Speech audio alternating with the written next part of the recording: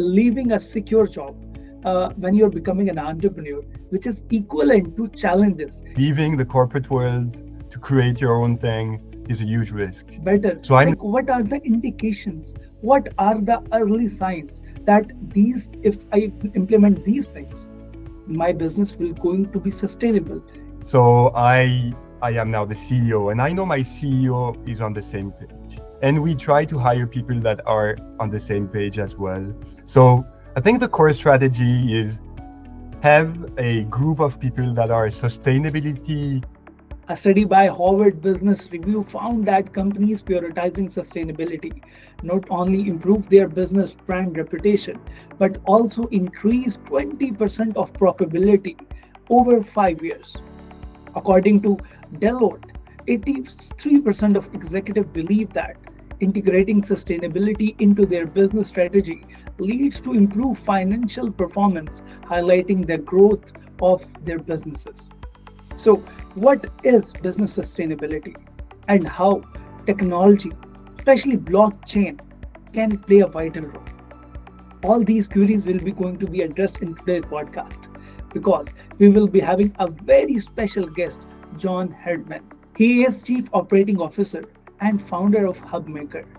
With that, he's a sustainability expert.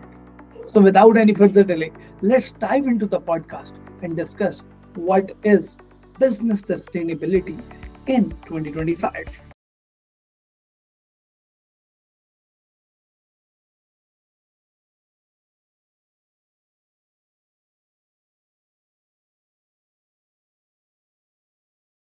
So, ladies and gentlemen, we have Johann Hartmann. He is Chief Operating Officer and founder of Hubmaker. With that, he's working in sustainability of many businesses. He's a sustainability expert. With that, he is doing a lot of things in his life. Thank you so much, John, for your precious time. Thank you for having me on the show. It's super exciting. Really excited to get going. Okay. John, when I was going through your profile, I have seen a lot of things. Before becoming an entrepreneur, you have worked previously with multiple things. Like you have worked in Olympics with athletes, and after that, you have worked in multiple companies. And after that, you became an entrepreneur. To who inspired you to be an entrepreneur and share your experience of that life? Like you were working with the federation, Olympics, athletes. So how was the experience? Yeah, so you're right. Yes. So I started working in the sports industry because I really love sports. I wanted to do something inside that industry.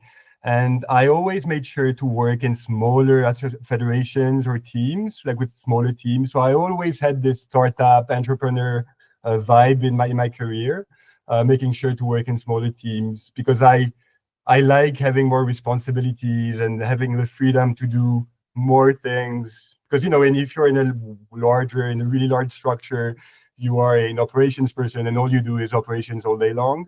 And I like uh, seeing different things, testing marketing, testing sales. I like doing a bit of everything. So yes, so all along my career in the sports industry, and then at the World Economic Forum, I worked in smaller teams doing more things, mostly operations, yes, because I'm an ops guy, and applying sustainability thematics on operations and business operations and making sure um, a business is managed in the most sustainable way, which isn't always easy nowadays.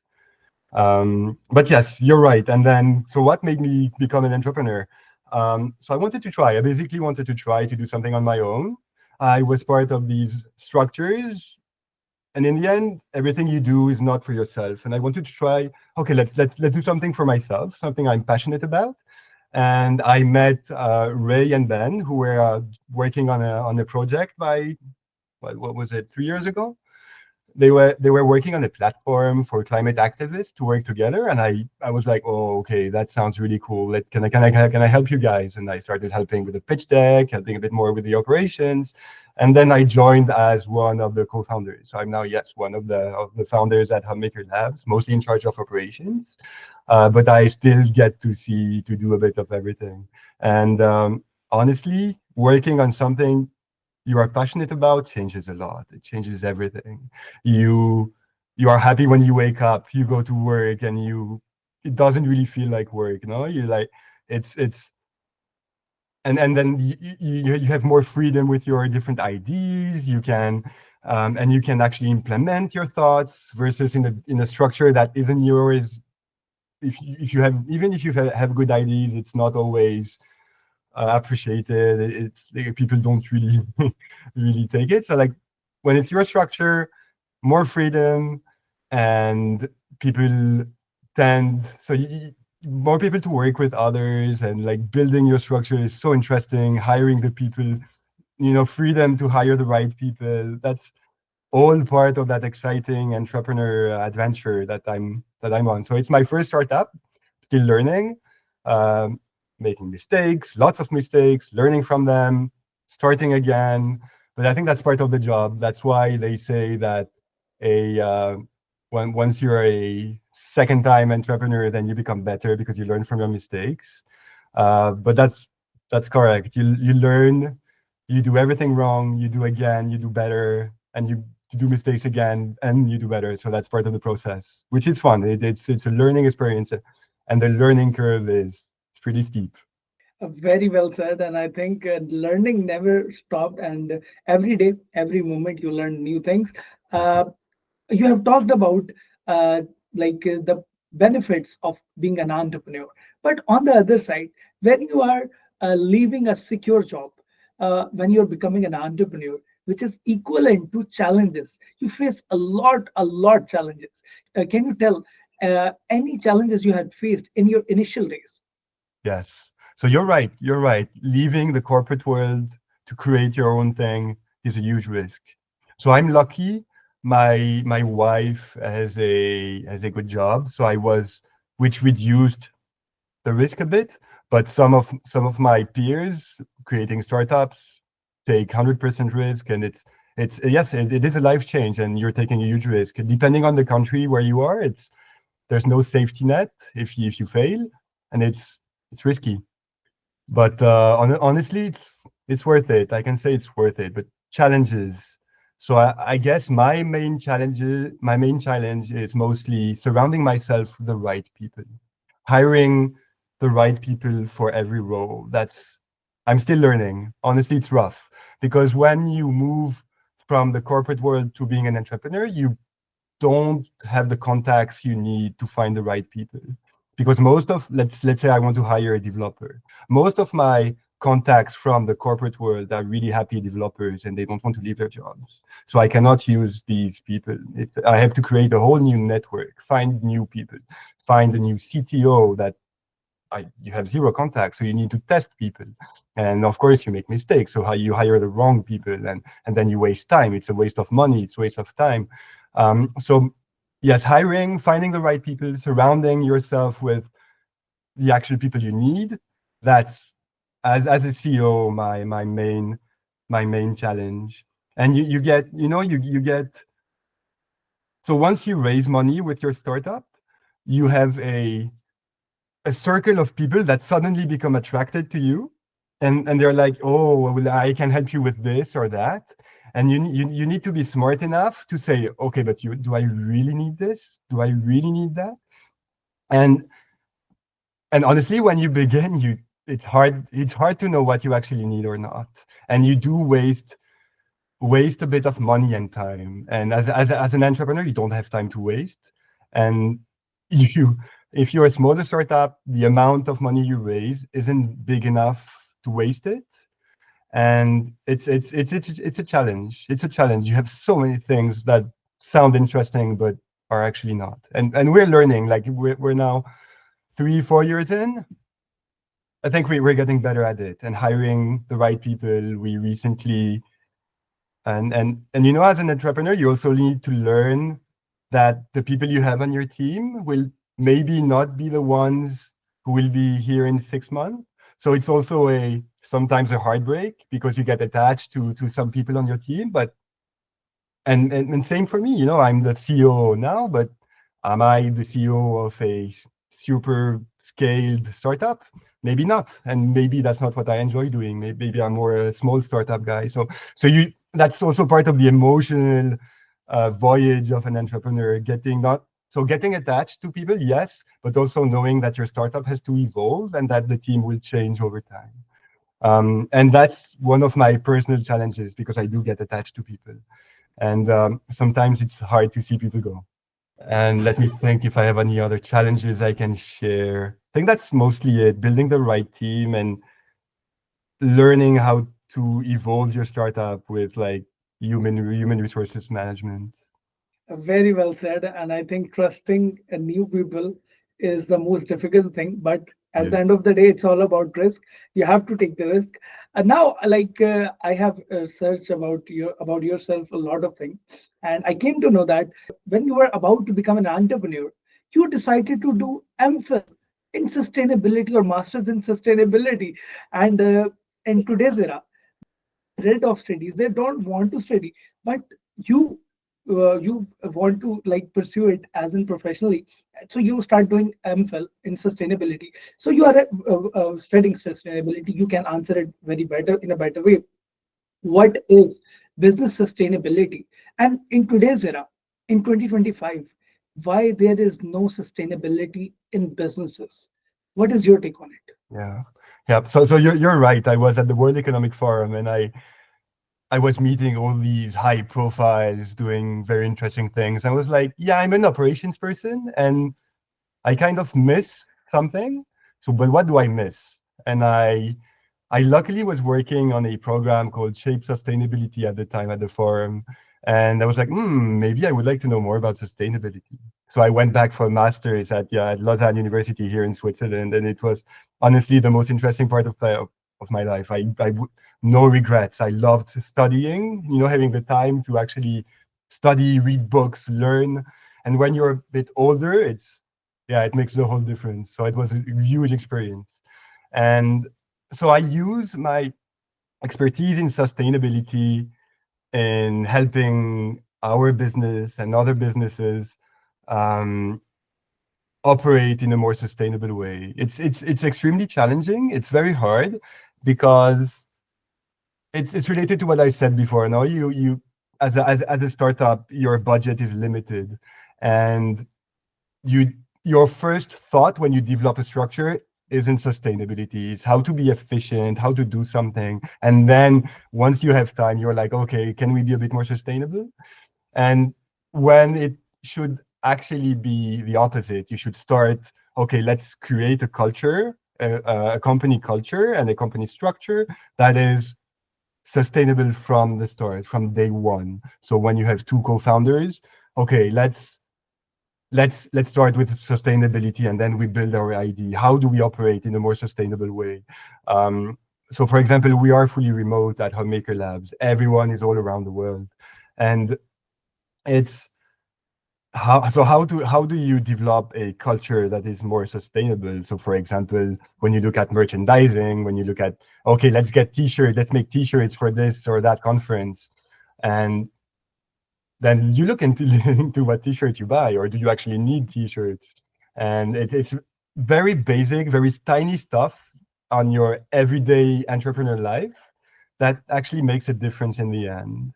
And if we all, young startups to bigger corporations, had that mindset, it would make a huge difference. And interestingly, I'm currently rewriting one of the chapters I wrote on the book on sustainability.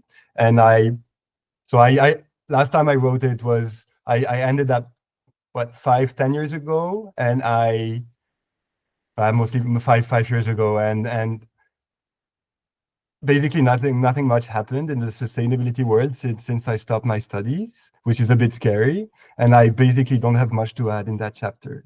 So maybe us as entrepreneurs, it's our job to build that history, and it's our job to say, okay, we are entrepreneurs, we're building startups, we have great ideas, but let's also impact the world in a positive way. Let's not leave a negative impact. And that's what I would like to do from a personal perspective. I would like to tell my kids that, yes, I'm an entrepreneur, but I made the world better for you guys when you grow up. And that's part of my main objectives. And that's also why I joined Ray and Ben a while ago on their We Act adventure. So the platform was called We Act during these days. And so yeah, sustainability has to be part of your company culture. Not easy. You need to have the right people on board that are okay to discuss about it at least, and and and yes, so it's a challenge. It's a challenge, but it's doable. It's clearly doable. God help those who help them themselves. So you need to work hard to achieve what you have perceived. So that is the most important thing. And literally, I am noting each and everything. And I hope all the listeners, all the viewers are learning a lot. So you are a sustainability expert, or like you are working on it. So you can tell us better, like what are the indications? What are the early signs that these, if I implement these things, my business will going to be sustainable in, like, not like instant results, but in near future, in 5 years, in 10 years. So can you share some of strategies, some of suggestions to newbies, new entrepreneurs? Yes. So I wouldn't call myself an expert because you always learn and you learn as you go. But I think it's part of the it has to be part of the company culture.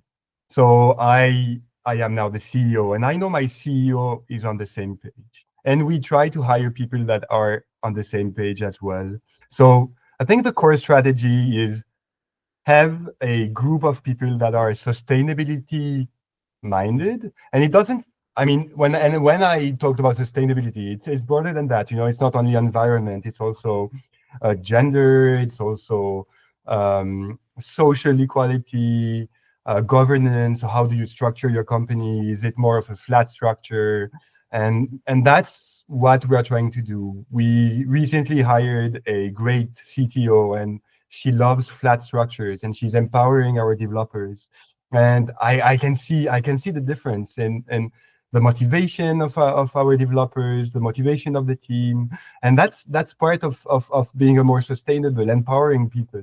And because once you empower people, then they feel empowered to talk to you, to discuss, and that's where you can share your sustainability vision. So my from my personal perspective, of course, there's no silver bullet. I mean, it's create a culture that involves impact and sustainability, and make sure you hire the right people. So during your interviews, maybe have a few kind of questions about about culture or who they are, and get to know them. Are they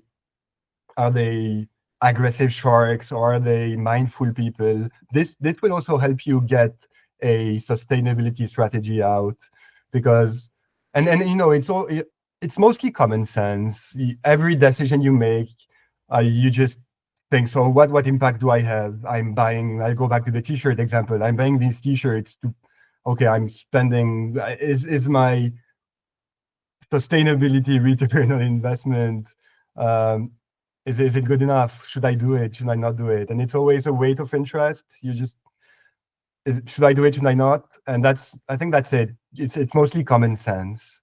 You don't need to spend thousands on a sustainability expert. Just use your common sense, and you will be fine as an entrepreneur. Yeah, I'm sorry I don't have the magic solution, but I think that's it. Surround yourself with, most sustainability people are really happy to share their expertise and the mistakes they made. So just find one. You feel free to contact me. I'm always happy to help. And just find a person that can help you there, and discuss with that person, and then build a structure with these ideas, and build a company culture. I keep on talking about culture because I think that's extremely important. And you should hire the people that would fit in that culture, and not have them, because you shouldn't force an employee to match a culture. You should hire because you know they will fit in, because it's extremely hard to change someone, if not impossible. So hire the right people. It's hard. You will make mistakes, but you'll get there. Very well said. And I think uh, living in the moment is the most important thing. And secondly, you don't need to panic. You need to learn, and that's why we are here. And you are playing your part here. And I think all the viewers are Learning a lot. So now I will going to deep track you a little bit because I have a surprise rapid fire round for you. Because mostly people think that entrepreneurs they have a very busy schedule, but at the end of the day they are also humans and they do other things as well. So yeah, I have to ask you some rapid fire questions and you have to answer them very quickly. Let's Tea go. or coffee? Coffee, clearly. Yes. Yeah, yeah. Morning bird or night owl? Yeah, I have kids, so morning. Favorite destination for holiday where you want to spend your time? So I would love to go back to Singapore. I grew up there, so I would love to go back. Last book you read and what sort of message you get from it? Oh, so last book I reread Collapse from Jared Diamond. It's about societal collapse in different places in the world, and so it keeps me grounded in the fact that yes, societies can collapse, and you need to work on it not to collapse, and that's yeah. So that's my main take on my recent book. Any secret talent that nobody knows about John Hartmann? So no deep secret. So I used to figure skate when I was younger. I was a figure skater. Okay, okay. So calls or text? Cool. Okay. So lastly, books, ebooks or physical books? Oh, clearly physical books. Look at behind me. I can see that. I can say that. So, like, we have to come back on the track. So, I think it was not a part of discussion, but now you have talked about the books. So, what is the importance of books in human life? Like, how can books create a magic or impact in human life? Like, not for just necessarily for entrepreneurs, for a layman as well. Yeah. What is your take on it? Yeah, I couldn't live without books. I mean, I need to read, I need to learn. And it's also a distraction, no? Because an entrepreneur's life keeps you busy. And so as you see behind me, like the top shelves are mostly comics. So I love reading comics. It changes my mind. And it, I need this a bit. You need a bit of me time when you're an entrepreneur, and especially I have kids, so they keep me busy. So books are mostly my me time, and when I have extra time, I also read some of them to learn more stuff and become hopefully a bit smarter and better at what I do. But yeah, no, books are extremely interesting because they also show you that you still have a lot to learn, and I think that's important because it keeps you grounded. And in the entrepreneur life, so people tend to tell you you're a rock star, and that yeah you've achieved it, you're all the way up, but you never are. You always have to learn, and you always have to adapt. And like small startups are about pivoting, or about adapting, and books are good for this. They show you that yeah, you don't know anything. You have so much more to learn, and so much learn to experience as a human being. Okay, okay. Now we have to come back on the track, and like I will be asking you the topic relevant questions. Uh, you have talked about initial days. Whenever a new entrepreneur he has started his new business, he is doing all the things by his own. And you have talked about hiring people, hiring right person for the right job. So according to you, what is the right time for sharing your hats, your responsibility has hats as a founder, as a chief executive officer, and on the other side, how we can identify that this particular person whom I'm interviewing or I'm interacting is the right person for the right job. Yeah, I think there's no secret. It's with experience. You and by doing mistakes, you hire the wrong people, so you know what you don't need, and then you and of course the longer you're an entrepreneur, the bigger your network is, so you get to meet different people, and and you also learn to ask the better questions during the interviews. When you are like an entrepreneur day one, if you were not a human resources professional, you don't really know what to ask. You're like, okay, I'm trying to hire this new dev, like what should I ask him? And the more interviews you do, the more experience you have, the better questions you ask, and that's where you hire better, more efficient, and you surround yourself with a team that actually with individuals that match, because it's not only about hiring one person, it's about hiring a team that will actually deliver something together. And that's the difficult part, because I can hire one dev who's a superstar, but will this dev match the other guys I have on my team? If that person is a toxic person, because it can be the best dev in the world, but if that person is extremely toxic and will destroy the whole company or like team vibe, that's a bad hire. So that's I don't have a magical solution there either. It's just with experience. You sometimes you're lucky, you hire well, and sometimes you're just not. But the more experience you get, you reduce the chances of being unlucky. And so it's mostly through experience. And when once you scale up, you can also hire human resources managers who actually have the expertise to hire the right people. But that's a bit later down the road. It's not an investment you should make early on. But that's also yeah. The more you hire, the more managers you probably need, because they will help you get the job done. And I was told in one of my previous jobs that you should hire people that are better at what they do in that specific task, better than you. So that's what we're trying to do. If I'm hiring a human resources person, that person has to be clearly better than me as a human resources manager. And for now, it's a working strategy. It works. So just hire better than you and try to make sure they fit in your team. But that's the most difficult aspect, and that's mostly gut feelings. Okay, very well said. And now I will be going to ask this question that technology is playing a very vital role. And you all already working in multiple technologies. You have switched to operations to technology field now, and now you're working in blockchain.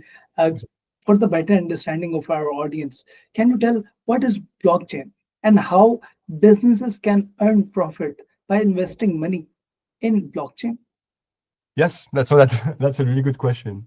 So maybe just to take a step back, at Hubmaker Labs, we try to develop platforms that will help you connect as a community or build your network. And so we were looking at different technologies, Web2 being the classic internet, or Facebook, the platforms we mostly use, which are highly centralized. We all know they use our data, they sell them. And we were looking at this and we were like, is this what we would like to build? And the answer was clearly no. We wanted to propose alternatives, a different world. And then we started looking at blockchain.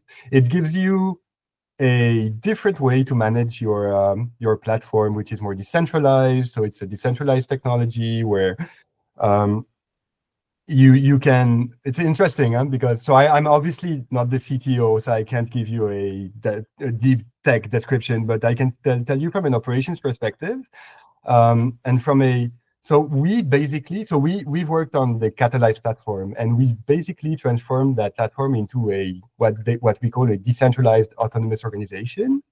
So the platform is basically fully decentralized. So we made a token offering where people buy the tokens of the platform and they become governance participants. So basically, if let's say you buy the tokens, you have a right to say you have a right to discuss and choose the future of what the Catalyze platform will be, which is cool, huh? Because I don't have anything to say what Facebook will be, for example. But if you are a token holder in our platform, you actually get to be part of the discussion and design the future of a platform, which I believe, I mean, it's a whole different paradigm. No, you can actually decide what you do with a social platform, and hopefully go away with, because as a blockchain product, we have to use Twitter or X a lot, and I find that platform extremely toxic, and people don't really have a say in the future of that platform. And I think we need alternatives, and we need to work on products that bring added value to people, and maybe change the mindset in a way that, yes, you can use social media, or you can have great community building platforms, but what about having one where you actually have a say in it, which is, mm, from a sustainability perspective, it's pretty cool. It's really cool because everyone, it's a flat structure. Everyone has to say a say in it, which, yeah, it's a big change. So that's my take on why we picked we picked blockchain. Very well said. And I think those people who are laymen, just like me, they now have understand what you can use blockchain with social media, and they have interlinked social media and blockchain together. And in future, you can make decisions. You can predict the future of these social media platforms. John, we have a lot of things to discuss, but at the end of the day, we have a time limit. But before leaving, any message for those people, for those young entrepreneurs? They are doing something, but they are facing problems.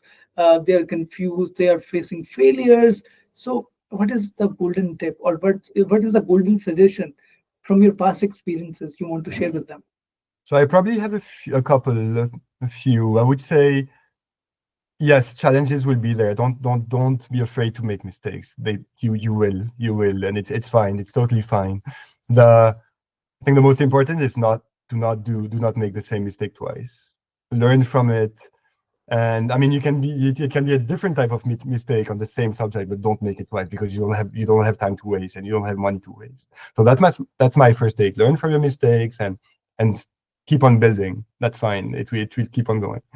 And maybe my second would be, yes, surround yourself with the right people, and this will take time.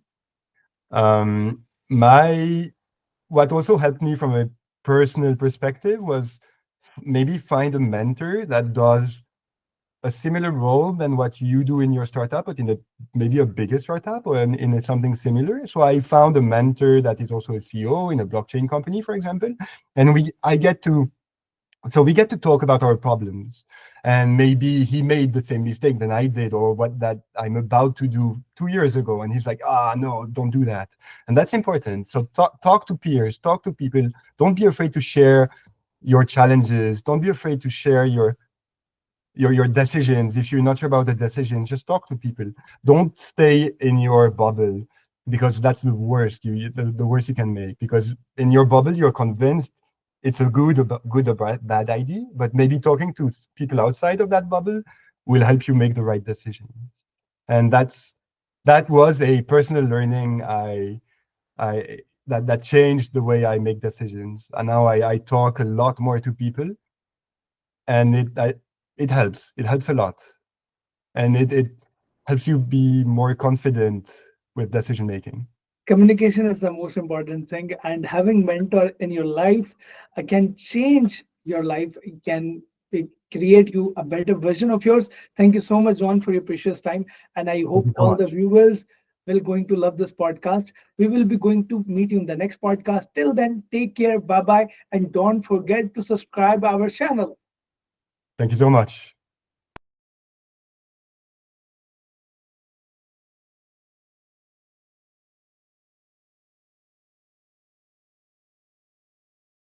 Our channel.